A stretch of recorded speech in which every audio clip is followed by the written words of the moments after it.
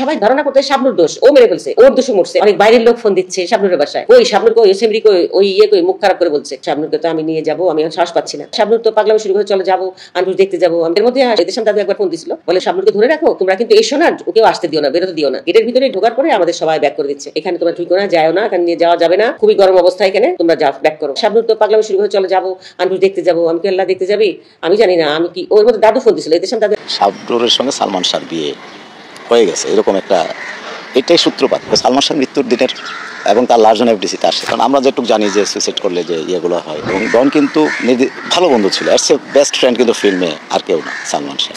আমি তার এই বাম পাশে যে হাতটা, যে একেবারে হাতটা দিয়ে রাখছিলাম যে সালমান শাহ তুমি কাজটা ভালো করে। ও মারা যাওয়ার আগের দিন, ওই দিন সন্ধ্যার একটু আগে সামিরা এবং সালমান শাহকে আমি দেখছি। সামিরার শালা রেড্ডি চাকমার জাত, তোর শাস্তি হচ্ছে, আর তোদের শাস্তি দেখেই যেন আমরা মরবো। আল্লাহ যেন মা জননীকে তোর শাস্তি দেখার পর মৃত্যু দেয়। কারণ বাবা কমরউদ্দিন, সালমান শাহর বাবা, অনেক কষ্ট নিয়ে তিনি এই পৃথিবী ছেড়ে চলে গেছেন, তার ছেলের হত্যার বিচার দেখে যেতে পারেনি, কিন্তু এবার দেখবে। সামিরা পরক্রিয়া ছিল, মানে সামিরার পরক্রিয়া ছিল, আর সেটা সালমান শাহর কাছে প্রকাশ হওয়ার পরেই, সালমান শাহ জানতে পারার পরেই আজকে সালমান শাহকে নৃশংসভাবে খুন করেছে সামিরা। সালমান শাহর হত্যার পিছনে কি তাহলে শাবনুরও জড়িত? চলচ্চিত্রের মানুষজন এবার শাবনুরকে কেন ইঙ্গিত করছেন? সম্মানিত দর্শক, আজকের ভিডিওটা অত্যন্ত গুরুত্বপূর্ণ একটি ভিডিও নিয়ে আমি আপনাদের মাঝে হাজির হয়েছি। আমি প্রথমে আপনাদের মাঝে অল্প একটু ভিডিও দেখিয়েছি, সম্পূর্ণ ভিডিওটা আমি আপনাদেরকে দেখাবো। রিকোয়েস্ট করছি শেষ পর্যন্ত ভিডিওটি দেখে আপনাদের মূল্যবান মন্তব্য দর্শক কমেন্টে কমেন্ট করে জানিয়ে যাবেন। তাহলে কি শাবনুরও সে অপরাধের সাথে জড়িত, নাকি এগুলা সব গুঞ্জন চলছে? শাবনুর আর সালমান শাহ একসময় একটা জুটি ছিল, যাদের 90 দশক আমলে যে ছবিগুলা হতো, সেই ছবিতে এই দুইজন জুটির ছবিগুলা সবচেয়ে দর্শক পছন্দ করত। প্রিয় দর্শক, সালমান শাহকে হত্যা করেছে আমরা সবাই জানি সামিরা এবং ডন, তাহলে শাবনুরকে নিয়ে সবাই কেন টানতেছে? আমি আজকে আপনাদের মাঝে কয়েকটা ভিডিও দেখাচ্ছি, সেই ভিডিওগুলা দেখে আপনারা বুঝতে পারবেন যে এখানে আসলে কি শাবনুরের কোনো দোষ আছে কিনা, সেটা আপনারা ভিডিও দেখে দর্শক কমেন্টে জানিয়ে যাবেন। রিকোয়েস্ট করছি, এই চলচ্চিত্রের ওনারা যে কথাগুলা বলেছে অভিনেত্রী অভিনেতারা, তাদের কথাগুলা আসলে কি সত্য কিনা সেটাও আপনারা কমেন্টে কমেন্ট করে জানিয়ে যাবেন। সম্মানিত দর্শক, চলেন আর দেরি না করে আমরা সম্পূর্ণ ভিডিওটা দেখে আসি, তারপর আপনাদের মূল্যবান মন্তব্য দর্শক কমেন্টে কমেন্ট করবেন। চলেন আমরা আগে কথাগুলা শুনে আসি। ওকেও আসতে দিও না, বেরোতে দিও না। ও এর মধ্যে তো আমাদের অনেক সাংবাদিক ফোন দিচ্ছে, অনেক বাইরের লোক ফোন দিচ্ছে শাবনুরের বাসায়, কেন সবাই ধারণা করতে শাবনুর দোষ, ও মেরে ফেলছে বা ওর দোষে মরছে, এরকম মানুষের এইসব এইভাবে ওকে দোষারোপ করা হচ্ছে আর কি। তার ফোন তো আমি ধরতেছি, গালাগালি আমারে করতেছে। আমি যখন বুঝে গেলাম যে এটা বুঝে যাবে, আমার কণ্ঠ বোঝা যাচ্ছে, সবাই চিনে ফেলছে, আমি তখন গলায় একটু অন্যরকম করে কথা বলছি, মানে একদম আমাকে যাতে চিনতে না পারে, আমি কথা একটু অন্যরকম করে বলছি। আমাকে কই শাবনুর কই, এসএমডি কই, ওই কই, মুখ খারাপ করে বলছে। তারপরে বাবারে আমরা জানি না কিছু, রাখো, দেখা যায় পরে। কোনো রকম করে ফোন টোন রেখে দিয়েছিলাম, পরে অনেক সময় ফোন ধরিও নি, কিন্তু আবার ধরছি, ওরা যদি ফোন করে কনফার্ম হইলাম মারা গেছে, এফডিসিতে আনতেছে ওকে। তো যাই হোক, যখন এফডিসিতে আনা হলো তখন দাদু ফোন দিল, শাবনুরকে তো আমি নিয়ে যাবো, আমি সাহস পাচ্ছি না। পরে উঠলাম গাড়িতে, যাবেই সে। তারপরে সাথেই ছিল ওর বোনও ছিল, না ওর ভাই ছিল, ওর ভাইটা ছিল সামনে, আমি সামনে পিছনে ছিলাম, ওর বোনও ছিল, স্যার বোনও ছিল। আর ওর যে অ্যাসিস্ট্যান্ট ছিল ছেলেটা, ও ড্রাইভিং শিখছিল তখন, ও গাড়ি ড্রাইভ করে নিয়ে গেছে। গেটের ভিতরে ঢুকে একটু দূর ঢোকার পরে আমাদের সবাই ব্যাক করে দিচ্ছে, চলে যাও, অনেক সাংবাদিক এখানে শিল্পী সমিতির সামনে, এখানে তোমরা ঢুকো না, যাও না, এখানে নিয়ে যাওয়া যাবে না, খুবই গরম অবস্থা, এখানে তোমরা যাও, ব্যাক করো। তো সামনে তো যাবি না, না আন্টুস আমি যাবো ভিতরে, আমি দেখবো, দেখার তো কিছু নাই, তোর খারাপ লাগছে, আমার খারাপ লাগে না বাবা, আমার দিকটা একটু চিন্তা কর, আমার তো দেখতে ইচ্ছে করে, যখন এখানে ঝামেলার মধ্যে যাওয়ার চলে যাওয়া ভালো না। তারপরে শেষে অনেক জোর করে গাড়ি ঘোরালাম, ঘুরে আমরা ব্যাক করে চলে আসছিলাম, আবার সামনের বাসায় আসছি, মানে আমাদের দেখা হয়নি আর কি। স্বাভাবিক, ও তো পোলাপান না, বয়স তো কম তখন তার, না কতটুকুই বা বয়স, একে তো পোলাপান, তারপরে তার কো আর্টিস্ট, তারপরে তোমার একটা এত ওদের মধ্যে এমন একটা ফ্রেন্ডশিপ হয়ে গেছিল যে একজন একজনের অভাব তো ফিল করারই কথা, স্বাভাবিক, খারাপ লাগারই কথা। আমারই খারাপ লাগছে, চরম আকার ধারণ করছে আমার ভিতরে, খারাপ লাগছে মানে কি আমি ঠিক প্রকাশ করতে পারছি না, ভুলে গেলাম আমার স্বামীকে বলতে হবে, বাসায় বলতে হবে, টোটাল ব্যাপারগুলো আমাদেরকে একদম ঘেরাও করে রাখছে, বুঝছো না ঘটনাগুলো আর কি। সাউন্ড কমপ্লেক্সের কর্নারে তারা খুব কথা বলতেছে। সালমান শাহ মৃত্যুর পরে জানলাম যে তাদের সাথে শাবনুরের সঙ্গে যে ডাইভিং এ কি ব্যাপার, এই নিয়ে সামিরা আসছে, এসে তার সাথে বাগবিতণ্ডা হয়েছে। অনেকবার শাবনুরকে জড়ানো হয়, প্রথম দিকে জড়ানো হয়েছে, 6 সেপ্টেম্বর তার মৃত্যুর পর আজিজ মোহাম্মদ ভাইকে আমরা মূলত একজন প্রযোজক হিসেবে জানতাম, এবং উনি একটা শৌখিন মানুষ, বিলাসী মানুষ। আমি একটু জানতে চাই আসলে যখন সালমান শাহ মৃত্যুবরণ করেছে সেই সময়টা আসলে যেদিন আপনি শুনলেন বা জানলেন ওই সময় আসলে কেমন ছিল, বা আপনি কিভাবে? এফডিসিতে ছিলাম 6 সেপ্টেম্বর সকালবেলা, আমাদের এডিটিং ছিল। আমরা সংবাদটা পাই 12টা 12:15 এরকম। তারপর আমরা যাই তার ইস্কাটন প্লাজা ফ্ল্যাটে, এবং ফিল্মের মনে হয় না কেউ বাদ ছিল যাওয়ার। তো সবাই আমরা হুরমের উপরে উঠছি, ওঠার পর রুম টুম দেখলাম, শুনলাম হলি ফ্যামিলিতে। তারপর তো জানলাম আমাদের। তো তখন যে ব্যাপারটা মনে হয়েছে সেই বিষয়টা তো পরে আর মিল থাকলো না, এবং দীর্ঘদিন পর আজকে যে আলোচনাটা আসছে এবং তার মৃত্যুকে কেন্দ্র করে আইনি 2বার যে 2টা রায় আসছে, এবং 2020 সালে সম্ভবত পিবিআইয়ের যে রায়টা যে আত্মহত্যা করেছে, তবে এই কারণগুলো কাজ করেছে, তার উল্লেখ করেছে তার আত্মহত্যার পেছনে কী কী কারণ ছিল। আবার 5 বছর পর এখন যে বিষয়টা আসছে, হত্যা মামলা, তাকে হত্যা করা হয়েছে। মূলত এই ব্যাপারটা সালমান শাহর আম্মা নীলা চৌধুরী, কিন্তু আমাদেরও মা তুল্য, এবং তার মামা আলমগীর কুমকুম, এবং কুমকুম সাহেব আমাদেরও মামাই হন। আমার সাথেও যোগাযোগ আছে, আমি সিলেট গেলে যাই, সালমান শাহর মৃত্যুর দিন জন্মদিন আমিও যেয়ে থাকি সিলেট তার বাড়িতে। এই দুইজন ওই 96 সাল থেকে দাবি করে আসছিল এটি হত্যাকাণ্ড। এই দাবির পিছনে আসলে যৌক্তিকতা কী ছিল আপনার কাছে কি মনে হয়? যৌক্তিকতা ছিল যে সালমান শাহর আম্মা অনেকগুলা গ্রাউন্ড তুলে ধরেছেন, আলমগীর কুমকুম সাহেব তার মামা গ্রাউন্ড তুলে ধরেছেন, এবং তার মৃত্যুর আগের দিন বা তার আগের কয়েকদিনের ঘটনাগুলো উল্লেখ করেছেন, এবং অনেকে অনেকভাবে। তো সেই জায়গাগুলোতে তারা কোনোভাবেই মেনে নেয়নি এটি আত্মহত্যা। এখন আমরা সিনেমার মানুষ, সত্য ব্যাপারটা তো আমরা জানি না। শাবনূরের সাথে সালমান শাহের সম্পর্কে একটা গুঞ্জন আমরা শুনি, আপনি আসলে কতটুকু জানেন? অনেকবার শাবনূরকে জড়ানো হয়, প্রথম দিকে জড়ানো হয়েছে 6 সেপ্টেম্বর তার মৃত্যুর পর শাবনূরকে দায়ী করা, অমুক করা তমুক করা। পরবর্তীতে যখন রায়গুলো আসছে সেই জায়গায়ও তাকে দায়ী করা হয়েছে। আজকে পর্যন্ত দেখা গেল যে সালমান ফ্যান্সরা যারা আছেন বা সালমান শাহ ভক্তরা যারা আছেন বা অনেকেই শাবনূরকে টেনে আনেন। ইদানিং সোশ্যাল মিডিয়ায় শাবনূরকে নানানভাবে কথা বলছেন। শাবনূর কিন্তু স্পষ্টভাবে সালমান শাহ সম্পর্কে বলেছেন, অনেক আগে বলেছে যে তার সঙ্গে আমার ভাই বোনের সম্পর্ক, আমাকে পিচ্ছি বলে ডাকতো, আমাদের জুটিটা ছিল তুমুল জনপ্রিয়, অনেকে ঈর্ষার নিতে হতো। সেই ঈর্ষার জায়গা থেকে কেউ এটা শত্রুতামি করছে, এবং আমি শাবনূর চাই সালমান শাহর হত্যার সঠিক বিষয়টি উঠে আসুক, এবং অপরাধটা যেই করে থাকে তার শাস্তি হোক। গতকাল যে স্টেটমেন্টটা দিয়েছে শাবনূর, এই কথাগুলো আগেও কিন্তু সে বলেছে, এবং সে কিন্তু অত্যন্ত স্পষ্ট কথা বলে। যে বিষয়টা বারবার সামনে আসে যে সালমান শাহ মৃত্যুর 2 দিন আগে হচ্ছে ডাবিং বা রেকর্ডিং রুমে বা মেকআপ রুমে শাবনূরের সাথে সালমান শাহর অন্তরঙ্গ একটি মুহূর্ত সালমান শাহ স্ত্রী সামিরা দেখতে পান, যেটি নিয়ে একটা ঝামেলা সৃষ্টি হয়। প্রয়াত পরিচালক সোহান রহমান সোহান বলেছিলেন। আপনি কি এই বিষয়ে কিছু জানেন বা কিছু শুনেছেন কিনা? সোহান ভাই আমাদের একজন কিংবদন্তি নির্মাতা, বাংলা সিনেমার সালমান শাহ আবিষ্কারক, এবং সোহান ভাই শাবনূরকে সালমান শাহকে নিয়ে যে কথাটা বলছিল এটার শক্ত কোনো যুক্তি ছিল না আসলে, এবং তার এই কথাটাকে কেন্দ্র করে শাবনূর অত্যন্ত কষ্ট পেয়েছিল এবং অসন্তুষ্ট হয়েছিল। এবং আমাকেও শাবনূর বলছে ফোনে যে সোহান ভাই কী বললো, কেন বললো, আদৌ কি এরকম ঘটনা ছিল বা ঘটছে, উনি কি ছিল বা দেখছে। কারণ প্রেম পিয়াসী ডাবিংয়ের যে আগের যে উনি তো ছিলেন না, শাবনূরের বক্তব্য। পরবর্তীতে আমি সোহান ভাইয়ের সঙ্গে আমার তো চলাফেরাটা ছিল খুব বেশি। সোহান ভাইকে আমি বলছি, সোহান ভাই বাংলা সিনেমায় যে কয়জন পরিচালক দর্শকদের হৃদয় জয় করছে এর মধ্যে আপনি একজন অন্যতম। তো আজকের এই সময়ে যদি আপনার কোনো কথাকে কেন্দ্র করে কোনো শিল্পী কষ্ট পান, যেমন শাবনূর, আপনি বলছেন সালমান শাহর কানে শাবনূর এরকম, তো এই যে কথাটা ও খুব কষ্ট পেয়েছে, আপনি আমার ফোনে কথা বলেন, এবং তাকে আমি তখন ফোন লাগাই, এবং সম্ভবত বাগানটার এখানে আশেপাশে শাবনূরকে আমি বলি সোহান ভাই আমি একসাথে তুমি কথা বলো। সোহান ভাই তখন ফোনে কথা বলছে, শাবনূর বলছে সোহান ভাই কেন আপনি এইসব বললেন, আপনি ছিলেন না, দেখেন না, সালমানের সাথে আমার এই ধরনের কোনো সম্পর্ক কখনই ছিল না। তো সোহান ভাই এটা কিন্তু মিট আপ করা হয়েছে ওই দিনেই টেলিফোনে শাবনূরের সঙ্গে, আমার ফোন দিয়ে শাবনূরকে ফোনে এনে এবং সোহান ভাইকে নিয়ে এটা ক্লোজ করা হয়েছে। এই কথাটা এরপরে কিন্তু আর আসেনি, এবং শাবনূর সোহান ভাই মারা যাওয়ার 2 দিন পরে মনে হয় একটা স্ট্যাটাস দিছিল, এবং সেই জায়গা থেকে উনি এটা আগে দিত, তো তারপরেও তার বক্তব্যটা সে পেশ করেছে। এখন সোহান ভাই আসলে ওই জায়গায় ছিল না, এবং শাবনূরের সঙ্গে সালমান শাহর এরকম সম্পর্ক তৈরি হয়নি, এটি স্পষ্ট করেছে একাধিকবার শাবনূর। কিছু সমস্যা আমাদের হয়েছে আগে, সেটা হচ্ছে যে সালমান শাহ জীবিত অবস্থায় মৌসুমীর সাথে যখন সে সরে গেল, শাবনূরের সঙ্গে যখন স্বপ্নের ঠিকানা রিলিজ হলো, তুমুল জনপ্রিয় হলো, ওই সময় সালমান শাবনূরের প্রেম হচ্ছে এরকম গুঞ্জন পত্র পত্রিকা সাংবাদিকদের যা কাজ আর কি চিত্রালিতে একটা নিউজ করে ফেলছিল তো শাবনূরের সঙ্গে সালমান শাহর বিয়ে হয়েছে। মূলত ওইটাকে কেন্দ্র করে কিন্তু সামিরা, যারা আমাদের তৎসময় ভাবি আমাদের সামিরা ম্যাডাম, তিনি তখন ওর সাথে রাগ করছে। এই ধরনের সংবাদ হয় কীভাবে, কিছু তো আছে না। সামিরের সাথে কি সালমান শাহের ঝগড়াঝাটি হতো, আপনাকে সেটা বা এবিসিতে কখনো দেখেছেন? না, আমি 6 সেপ্টেম্বর ও মারা যাওয়ার আগের দিন, আমি তো তখন অ্যাসিস্ট্যান্ট ডাইরেক্টর, আমি ডাইরেক্টর হই, চিফ অ্যাসিস্ট্যান্ট ডাইরেক্টর। আমাদের কিছু কাজ থাকতো এডিটিংয়ে, যে ম্যাগনেট বারবার ইরেজ করতে যাওয়া লাগতো সাউন্ড কমপ্লেক্সে, এবং একটু সাউন্ডের জন্য আবার যাওয়া লাগতো। তো সারাদিন আমরা 20-25 বার 30 বার ঢুকতে হতো, তখনকার কাজের যে পদ্ধতিটা। তো ওই দিন সন্ধ্যার একটু আগে সামিরা এবং সালমান শাহকে আমি দেখছি সাউন্ড কমপ্লেক্সের কর্নারে, তারা খুব কথা বলতেছে, হাত কি কথা বলছে জানি না, এরকম তো হইতেই পারে।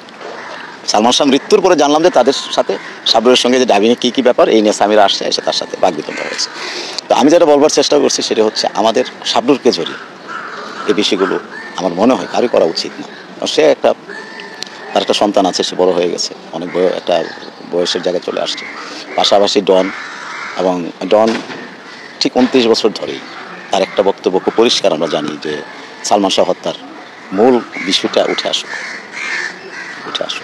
এবং ডন কিন্তু ভালো বন্ধু ছিল, এর চেয়ে বেস্ট ফ্রেন্ড কিন্তু ফিল্মে আর কেউ না, সালমান শাহ। সেই জায়গায় ডনও আঘাতপ্রাপ্ত হয়েছে। সামিরা যেমন তার স্বামী হারিয়েছে, ডনও হারিয়েছে তার বন্ধু, আর বন্ধু হারানোর ব্যথাও কিন্তু অনেক বড় হতে পারে। যদি ডন মানে সালমান শাহ হত্যার পেছনে ডনের নামটা কেন বারবার আসছে শুরু থেকে? ইনফ্যাক্ট এখন তাকে আসামিও করা হয়েছে। এখানে আসতেছে মূলত তাদের ফ্যামিলির কয়েকজনের যে স্টেটমেন্ট আসে। সালমান শাহ জীবিতকালে ডন এখানে আসতো, ওখানে যাইতো, তার সাথে কথা বলতো, সামিরার সঙ্গে দেখা হতো, বা এটা বা ও আরও যে নামগুলো আসে। আর সালমান শাহর সাথে তার বেশি ঘনিষ্ঠতা এই প্ল্যানে বা কিলিং যে এইসব প্রোগ্রামে তার যুক্ত আছে। তো এই সব মিলেই সম্ভবত এসেছে, কিন্তু আর জানি না সত্য মিথ্যা। নীলা চৌধুরী তিনি মা, তো কিন্তু পেটে ধারণ করেছে না, মায়ের যে আকুতিটা থাকবে বা এটা তারপর আমার থাকবে না।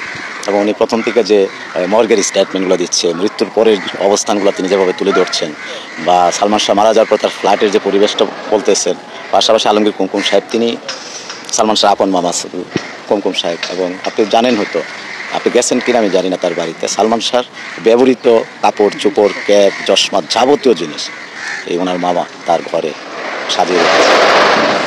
এবং উনি ভাগ্নের প্রতি বা তার প্রতি যে শ্রদ্ধাটা, স্নেহটা, ভালোবাসাটা উনি কিন্তু প্রকাশ করে রেখেছে তার ঘরের মধ্যে, প্রতিটা জিনিস। তো উনি তার যে বক্তব্য আমরা শুনেছি, আমি নিজেও শুনেছি, আমি সিলেট যখন তার বাড়িতে যাই, ওনার রুমে বসে অনেকক্ষণ কথা হয়েছে। ওনারও একটা বিশ্বাস যেটা কোনো অবস্থায় আত্মহত্যা হতে পারে না। তার আগের দিন তার সঙ্গে যে কথা হয়েছে, কনভারসেশন হয়েছে ফোনে, সে জায়গা থেকে তার অভিজ্ঞতা বা তার বিশ্বাস।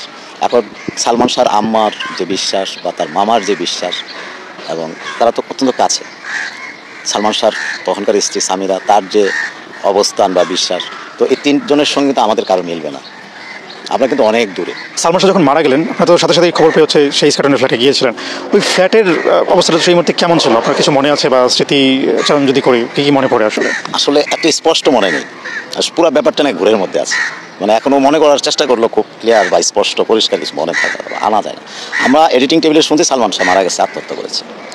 তখন বের হয়ে আমরা যখন নিচে নেমে আসি, এফডিসি ওই কর্নারে আমরা নিচে নেমে আসি, তখন আরও অনেক মানুষ চলে আসছে, এবং কয়েক সেকেন্ডের মধ্যে অনেক মানুষ জড়ো হয়েছে। ভূমিকম্পের যে কালামত হয়, তখন মানুষজনদের নিচে নামে কয়েক সেকেন্ডের মধ্যে রাস্তা বাড়ির সামনে যেরকম মানুষজনের যে সমাগম ঘটে, সেম সমাগমটা ঘটছে।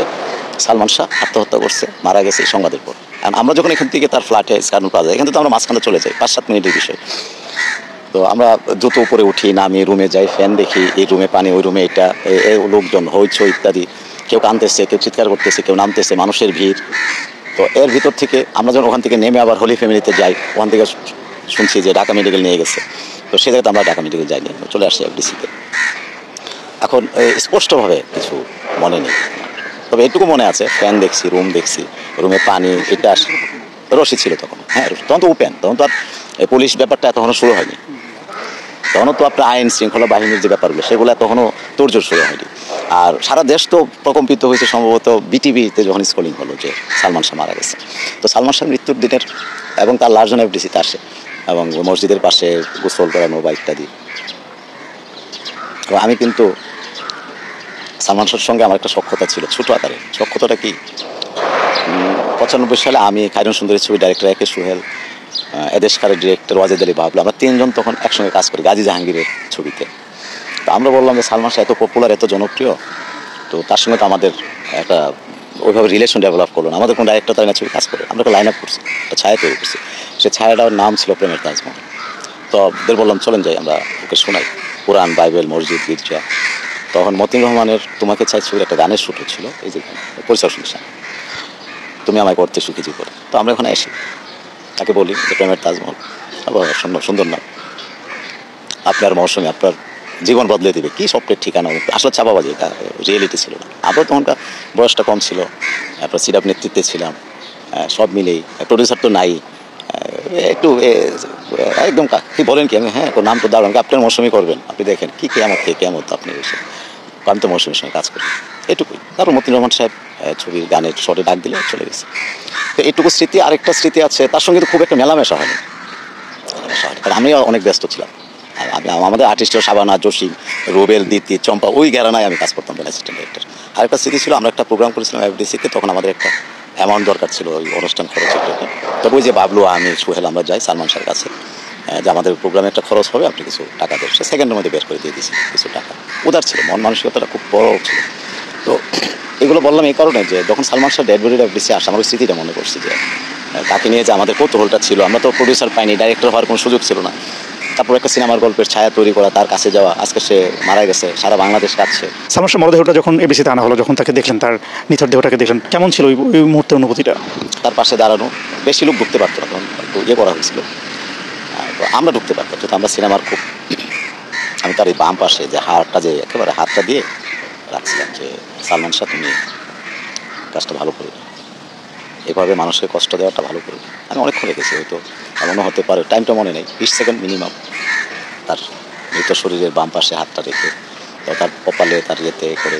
হ্যাঁ, তারপর আমি চেষ্টা করেছিলাম জায়গাগুলো দেখার, কিন্তু দেখছি তো ওইরকম কোনো চিহ্ন বা ওইরকম বিষয় জানি না, সৃষ্টিকর্তা জানে ব্যাপারগুলো। কারণ আমরা যেটুকু জানি যে সুইসাইড করলে যে ইয়েগুলো হয়, সালমান শাহ কিন্তু সুইসাইডের যে সমস্ত আলামত ছিল, আপনি যেহেতু লাস্টটা দেখেছেন কাছ থেকে, এরকম কিছু পান নাই? ওরকম এরকম আমার মনে পড়ে না যে এরকম কিছু দেখছি। কারণ আমি তো অনেকক্ষণ হাতটা রাখছি, তার এখানে হাত দিছি, কারণ জীবনের সর্বশেষ ছোঁয়া চলে যাবে এরপরে মাটির মধ্যে।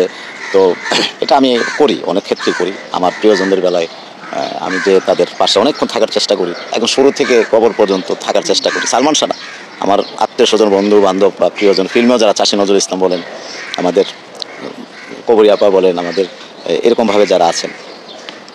তো আমি এই জন্য সালমান শাহকে অনেকক্ষণ ছুঁয়ে রাখছি এবং তাকে এখানে হাত দেওয়া, ওখানে হাত দেওয়া। আর আমার পাশে যারা আছে তারা তাকিয়ে আছে, আর আমাকে কিছু বলতে পারতেছিল ওটা কেউ, কারণ যেহেতু আমি যখন সিরাপের কালচারাল সেক্রেটারি, আমি একটু ওই সময়ের যে ইয়াংদের মধ্যে একটু সামনে ছিলাম নেতৃত্বে। তো আমি মনে হয় আমি ওই বুকের নিচে যাইনি, তখন তো তার ইয়ে করা, পোস্টমর্টেম করা, পরে তো আছে এখানে, তো ওরকম আলামত দেখিনি। কিন্তু তার মুখটা মনে হচ্ছে সে ঘুমানো, একেবারে সে ঘুমিয়ে আছে। আমরা মনে করে নিচ্ছি সে মৃত, তাহলে মৃত চেহারাটা, আর যদি মনে করে নিই তাকে ঘুমিয়ে আছে, তাহলে ঘুমের মধ্যে আছে। একটা বিষয় একটু জানতে চাই, সেটা হচ্ছে আসলে সালমান শাহ মৃত্যুর পেছনে কিন্তু পারিবারিক কোন্দলটাকে আসলে মূল বিষয় কিনা আপনার কাছে মনে হয়? সব কিছু আসলে আমরা ওই সময় কিন্তু এত কিছু জানতাম না, কারণ আমাদের assistant director, chief assistant director, আমাদের যে লেভেলটা, আমাদের সঙ্গে কিন্তু ওই ব্যাপারগুলো শেয়ার করতো না। তারা শেয়ার করতো পরিচালক, প্রডিউসার, ওদের ওই ব্যাপার। পারিবারিক ব্যাপারগুলো পরবর্তীতে আমরা শুনছি বা আমরা তখন শুনতাম, গুঞ্জন, গুজব ইত্যাদি।